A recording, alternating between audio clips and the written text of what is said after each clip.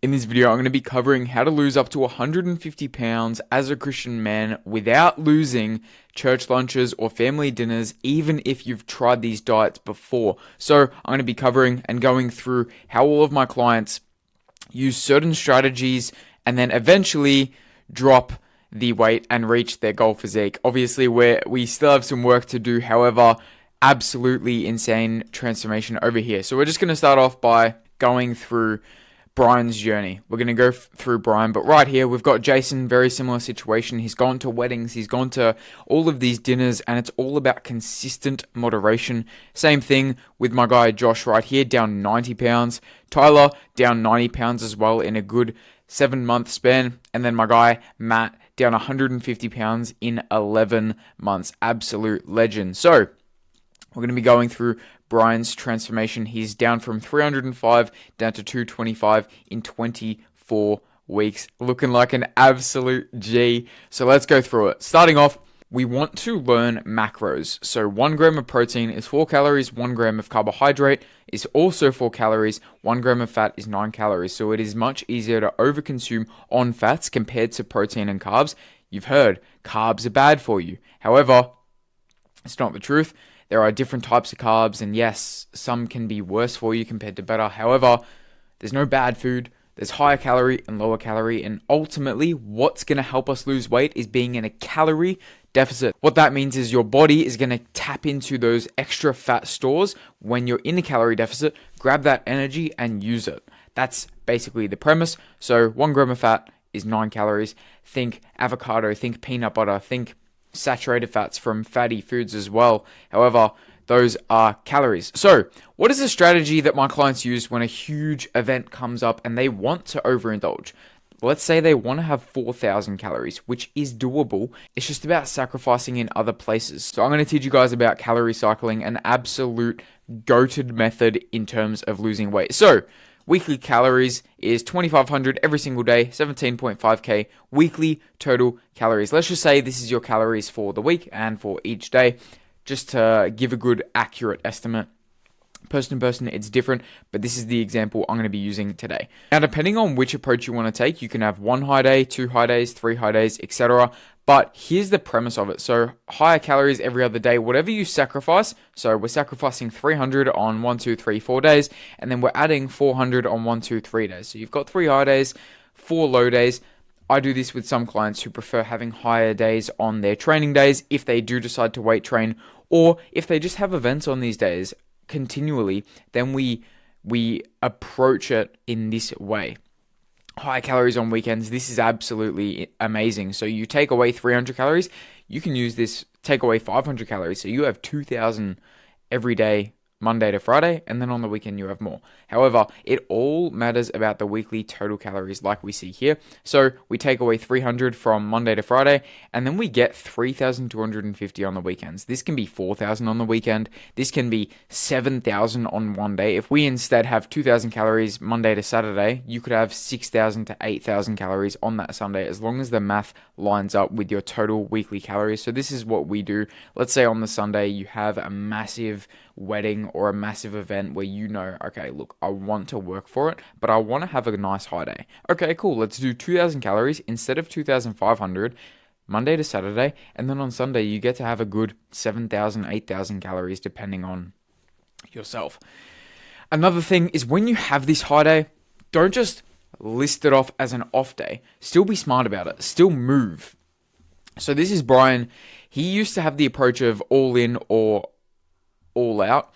So back then, he used to go to these events, this 8,000 calorie wedding day, and he would just sit around, not worry about moving, anything like that. And although we do have higher calories on that day, you can still utilize that. That doesn't mean going to the gym. However, if you do train, it is that much more beneficial. If you train after having a massive meal, what that does is all of the glycogen and all of the energy that you get from that meal, you can utilize in a training session.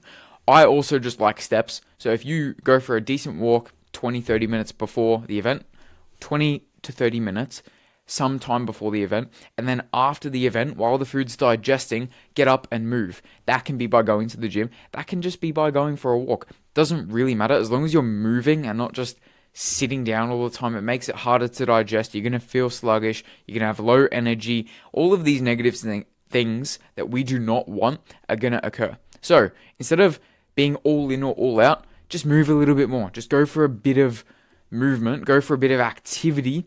Get the steps moving. Get the blood flowing. You're going to feel 10 times better.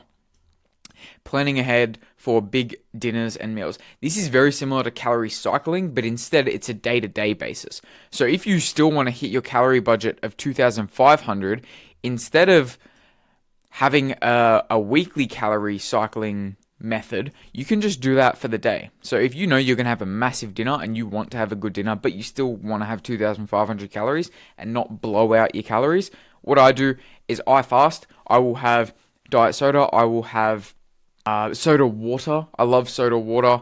Keeps the fizz. I will just have normal water as well. Electrolytes are very important.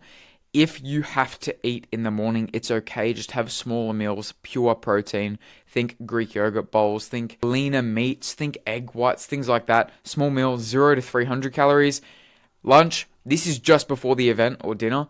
So if you focus on having a high calorie, so this will be just before the event. If you focus on having a low calorie, high protein meal, 300 to 500 calories, pure protein, maybe a bit of fiber too, just before, like an hour or so, you will go into that event and dinner not craving. If you just fast the whole day, then you have that dinner, you're going to be on edge. You're going to be like, give me as much food as I want. Whereas if you have this high protein meal, 300 to 500 calories, about an hour or two before, you're going to go in feeling decently satiated, which is an absolute cheat code. I do it every time I go out. So I'm actually going out tonight. I'm going to have a nice little high protein meal, and then I'm going to have a bunch of water, about a liter or two. That's going to sit in my stomach. I'm going to move around. It's going to help digest it. However, having that food there, not just being completely empty, I'm going to go to that dinner, decent satiety, not just wanting to eat everything in sight. So you've got that. You've got that decent fuel. Now you go to dinner. You've got 1,800 to 2,000 calories, depending on how much you had earlier that day, going into that. Still focus on protein. Very important. You don't want to just eat whatever and anything, but you want to have balance. So focus on protein, then have one fun food. You can have two, but I find it much better and actually more satisfactory to focus on one thing. So you have, let's say you have the entrees, you have the desserts, and you have alcohol. Pick one and have one. So I'll have a main meal. Cool. I'll focus on, let's just say chicken parma. Not the healthiest thing, but it's got some protein. Or I can have a steak and chips. Let's just go with the steak and chips. Cool. Now, I can either have a starter, which is like the appetizers and everything like that. I can have that. Or I can have a dessert. I can get whatever I want, but it's a dessert. Or I can have alcohol and focus on drinks. Pick one.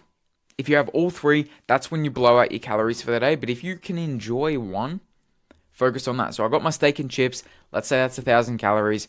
Then I get a dessert. That's another 1,000 calories. Bang, 2,000 calories, easy. If I had drinks and appetizers, it would have been 4,000 and I would have felt terrible. And I would have been going in tomorrow all bloated, all watery. Whereas if I just focus on getting a main meal and one fun food, one tasty food, then I'm still within my calorie goal. I don't feel terrible and I feel satisfied. I feel satiated and I feel good about myself, right? So focusing on that is much more beneficial. Now, that's how you approach it, planning ahead for big dinners or meals. Even lunch, you can do the same thing. Fast, have lunch, and then just focus on getting a bunch of movement after lunch, then have a small dinner. Same thing applies there. Total calorie budget, 2,500. As long as you're focusing on that, you're all good. Now, this is something that I talk about all the time. This is failed restriction. This is someone who tries to go out to these dinners, they don't eat anything, and then they, give in, and then they eat 4,000 calories, and then, they feel terrible, they do an hour of cardio the next day, and then they binge again, and then they restrict, and it's this endless cycle. I've been there, and it sucks. It's an absolute terrible rut to be in. You don't want to be there. You might be there currently, and that's where a sustainable approach comes into play. And I had a conversation with Brian about this recently, and it's just being consistent intentional. he still goes to his daughter's birthdays and has a piece of cake, but he has moderation and he has intention with everything that he eats. It's not, I'm just going to eat whatever. It's, I'm going to have this piece of cake, I'm going to enjoy it, it's this many calories, cool. When you have a business, you want to track the metrics, otherwise you don't know if you've got a failing business or if you've got a successful business. Same thing here. Every time that he tracks, it's with intention. Yes, it might be a bit tedious at times, but it's only for a certain period of time. Losing 80 pounds, he's got maybe 15 to 30 pounds more to go, and then when that's done, he's got more free reign. Obviously, you still have a certain lifestyle in play, and Brian says it's pretty effortless at the moment. Yes, sometimes you have stressful nights, and it is an effort to put in. However, he's built the habits, he's built the lifestyle where now this is his normal. So it's not about always restricting, it's about being intentional about what you eat. You might not hear this a lot, but instead of focusing on what you can't have, focus on being intentional about what you do have. Have higher volume, lower calorie foods, and that's what's going to breed success. As I said, got a ton of different client transformations. This is 5 out of hundreds that I decided to pick who I know have been to these events. Like, he had a massive beach day this day and still ate 3,000 calories that day, and yet we still took a photo, and he's got some abdomens poking through, he's got some forearm veins, some shoulder definition compared to where he was prior. If you guys enjoyed this video, please comment with a fire emoji. I want to see who made it this far. If you are serious about losing weight and you need some guidance, what I want you to do is go to my Instagram at Zach Carbis, message me fit, and I'm going to have a conversation with you about how we can approach this weight loss, how I might be able to help you, and we'll just talk about where you're at. There's no one method fits all, one size fits all. It's custom coaching to that person. But what I want you to do is message me fit if you're serious about losing weight, if you're a Christian man who needs to lose 50 to 150 pounds, even more. I'd love to get in contact with you. I love you guys, and I'll see you guys in the next one. Peace.